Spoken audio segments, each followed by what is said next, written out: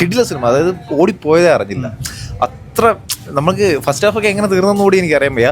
ഒരു ഇമോഷൻസിലോട് കൂടി ആ ഒരു ആൻഡ് പെർഫോമേഴ്സ് മാൻ ഒരു രക്ഷയില്ല. ടോവിനോ തോമസ് ലെവൽ അണ്ണ നിങ്ങൾ തൂത്ത് വാരി കേട്ടോ.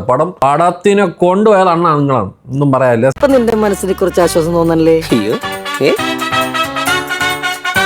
പിന്നീട് ടൊവിനോയുടെ ഒരു ക്യാരക്ടർ എസ്റ്റാബ്ലിഷ്മെന്റ് അതൊരു മുക്കാൽ മണിക്കൂർ ഒരു മണിക്കൂർ അത് വല്ലാത്തൊരു എസ്റ്റാബ്ലിഷ്മെന്റ് ആയിപ്പോയി. പിന്നെ ടൊവിനോ അയ്യോ ഭാവം, ടൊവിനോയുടെ കുറെ കേസുണ്ട്. മൊത്തം അയ്യോ ഭാവം കളിയായിരുന്നു ടൊവിനോ ഇത്രയും സമയം.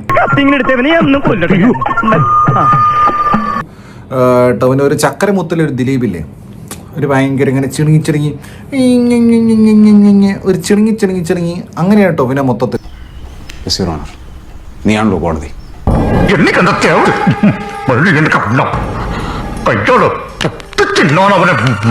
എനിക്ക് ബെറ്റർ ആയിട്ട് ഈ റോള് കുറച്ചും കൂടെ ഒരു ടൈലർ മേഡായിട്ട് തോന്നുന്നത് ആസിഫിനാണ്.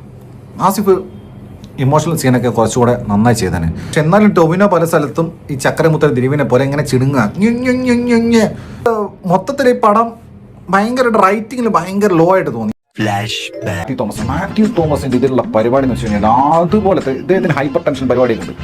അത് വന്നിട്ട് പിന്നെ പുള്ളിയുടെ ഡയലോഗ് ഡെലിവറി ഒരു സീനിന്റെ അകത്ത് പെർഫോം ചെയ്യുക. അതേ പറഞ്ഞത് പ്രിയദർശൻ പടങ്ങളിൽ പോലെ പണ്ട് ലാലേട്ടനും മുകേഷൊക്കെ ചെയ്തു വെച്ച പരിപാടിയില്ലേ, അതായത് സീനിനകത്ത് പെർഫോം ചെയ്തിട്ട് പെർഫോമൻസ് കൊണ്ട് പടത്തിന് ഹൈ ആക്കും. എനിക്ക് പറയാനുള്ള ഒന്ന് മാത്രമാണ്, ഇവൻ കള്ളനാണ്. ഞാൻ അങ്ങനെയല്ല ഉദ്ദേശിച്ചത്.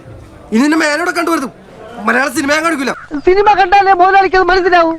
കൂടുതൽ പറഞ്ഞ അതിന്റെ മോറടിച്ച സിംഗാക്കും.